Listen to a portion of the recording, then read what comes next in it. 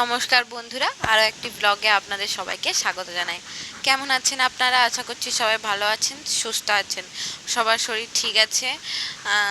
আমি যেটা বলছিলাম আপনাদের, যে ব্লগগুলো কেমন লাগছে কমেন্টকে কিন্তু জানাতে ভুলবেন না।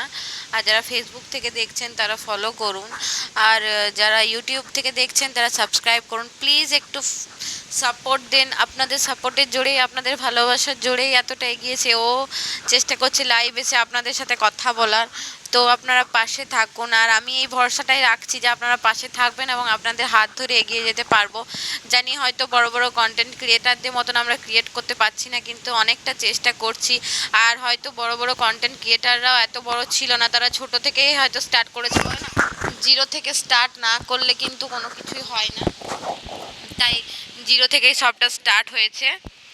সেই কথাটাই বলছি আপনাদের, যে জিরো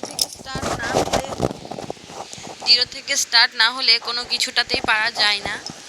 যাই হোক, আসল কথাতে আসি, যে যেহেতু পুজোয় আর কটা দিন হাতে গোনা বাকি, আমাদের তো পুজোর বাজার হয়ে গেল, তো নিজে সাজলে তো হবে না, বাড়িটাকেও একটু পরিষ্কার রাখতে হবে।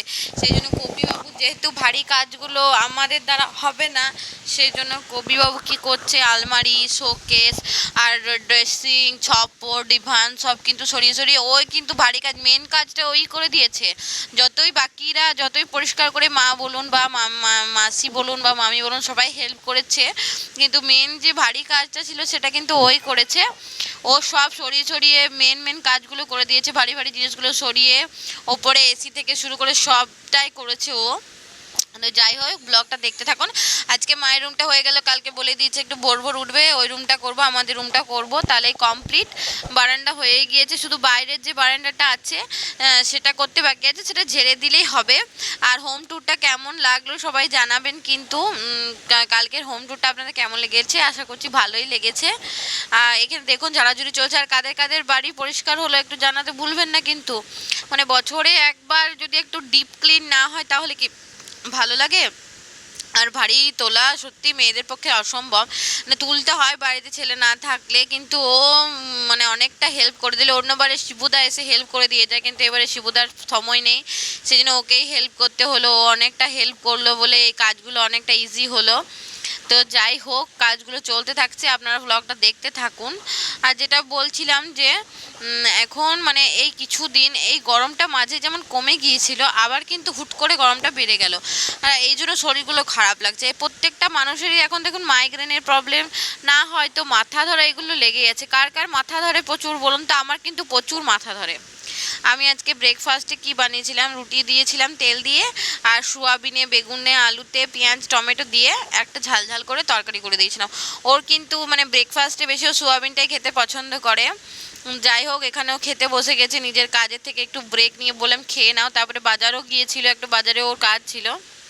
আর এখানে আদিকে বলে বলেও পারছি না, আদি মানে ঘুম থেকে উঠেই ফোনটা আগে নিচ্ছে, এখানে ও ফোন ঘাঁটছে, ওর কাকা খেতে বসে গিয়েছে।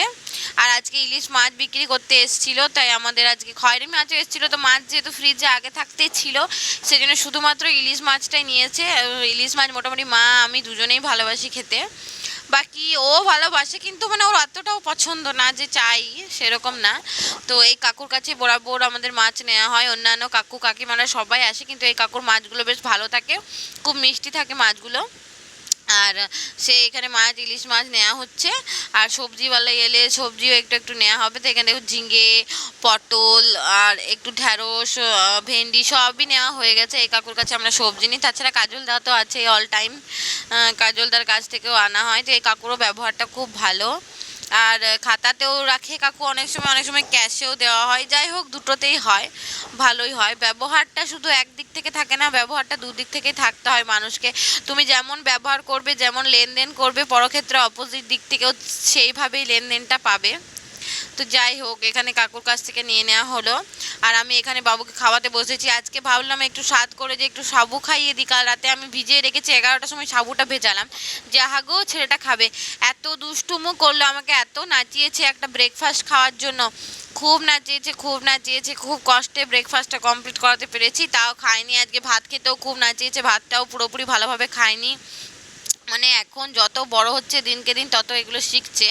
আর যেটা বললাম ওর গাড়িটা একটু প্রবলেম করছিল, তো সেই জন্য গাড়িটা শোরুম ছাড়া হয় না এদিকে, মানে কী বলবো, পার্টসগুলো যেগুলো শোরুম ইয়ামাহা ওর গাড়িটা, তো পার্টসগুলো শোরুম ছাড়া কিন্তু এদিকে হয় না। তো একটা পার্টস অর্ডার দেওয়া ছিল, সেই পার্টটাই এখানেও সারতে দিয়েছে, তো সেটার জন্য বাজার গিয়েছিল, সব মোটামুটি ফিনিশ হয়ে গেছে। আর এটা রুমের ফাইনাল লুক, মা গুছিয়ে দিয়েছে খুব সুন্দরভাবে রুমটা, সব শোপিসগুলোও সাজিয়ে দিয়েছে, ফটো থেকে শুরু করে সব কিছু সুন্দর করে সাজানো হয়ে গিয়েছে। আর যে বারান্দার ছিল, বারান্দাতেও সব ডিনার সেটগুলো মা রেখে দিয়েছে খুব সুন্দরভাবে। মানে আপনাদের ফাইনাল লুকটা আমি আজকে দেখিয়ে দিলাম, সব কমপ্লিট হয়ে গিয়েছে। এবার আমরা খেতে বসবো, তার মাঝে কমল কাকু এসেছিলো, মায়েরও কিছু কিছু জিনিস নেওয়া ছিল, বাবাদের জন্য প্যান্টের ছিট টিট নেওয়া ছিল, সবই নেওয়া হয়ে গেছে। আর এদিকে আমরা সবাই লাঞ্চে বসে গেছি, আমি ভাতগুলো বেড়ে সবাইকে ডাকতে গেলাম, মামিকে বললাম তুমি আগে বসে পড়ো, তারপর আমরা বসবো। তো আজকের মেনুতে ছিল ভাত, ডাল, বাঁধাকপির তরকারি, কাল্লা আলু ভাতে, আর ছিল মাছ। মা বলে আজ বেশি করিস না, কারণ বেশি খেতে পারবো না, আজকে খাওয়ার গরজ এত ছিল না। সে আমি ওকে মাছটা দেখাচ্ছিলাম, কোন পিসটা তোমার ভালো লাগবে বলো, সেই পিসটাই হবে। একটু ডাল ছিল, আজকে খুব সিম্পল খাবার ছিল, সিম্পলি করা হয়েছিল, কারণ কদিন এত বেশি গিজিপিজি খাওয়া হলো যে আজকে বললাম একদম সিম্পল রাখতে, মাও বললো যে একদম সিম্পল খাবার রাখ, বেশি কিছু করতে যাস না, সেই সিম্পলি হয়েছে। আমরা লাঞ্চটা এনজয় করছি, আপনারা ব্লগটা এনজয় করতে থাকুন। Thank you.